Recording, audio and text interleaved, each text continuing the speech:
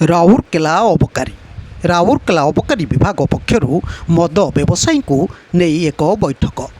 ଗତ 9 ତାରିଖରେ ରାଉରକେଲା ଅବକାରୀ ବିଭାଗ ପକ୍ଷରୁ ରାଜସ୍ୱ ବୃଦ୍ଧିକୁ ନେଇ ମଦ ବ୍ୟବସାୟୀଙ୍କ ମଧ୍ୟରେ ଏକ ଆଲୋଚନା ସ୍ଥାନୀୟ ଆଇଟିଡିଏ ହଲ୍ଠାରେ ଅନୁଷ୍ଠିତ ହୋଇଯାଇଛି।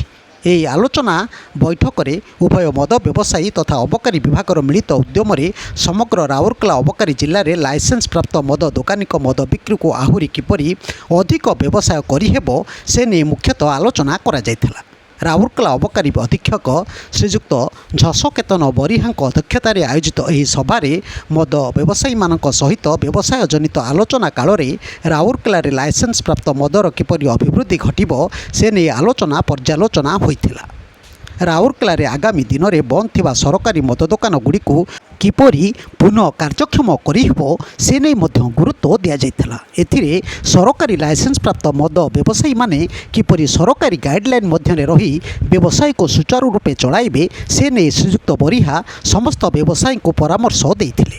ଏଥିରେ ରାଉରକେଲା ଅବକାରୀ ଜିଲ୍ଲାର 68 ଜଣ ଲାଇସେନ୍ସ ପ୍ରାପ୍ତ ମଦ ବ୍ୟବସାୟୀ ଭାଗ ନେଇ ନିଜର ସୁଚିନ୍ତିତ ମତାମତ ଦେଇଥିଲେ।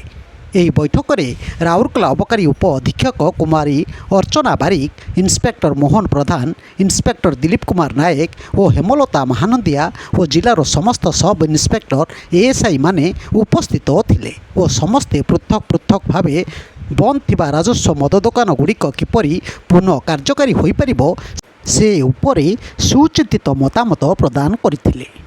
ବ୍ୟୁରୋ ନ୍ୟୁଜ୍ ଓଡ଼ିଶା କଥା ୟୁଟ୍ୟୁବ୍ ଚ୍ୟାନେଲଟିକୁ ଆପଣମାନେ ଦେଖୁଛନ୍ତି। ମତାମତ ଦିଅନ୍ତୁ, ଲାଇକ୍ କରନ୍ତୁ, ସବସ୍କ୍ରାଇବ୍ କରନ୍ତୁ ଓ ସେୟାର ମଧ୍ୟ କରନ୍ତୁ।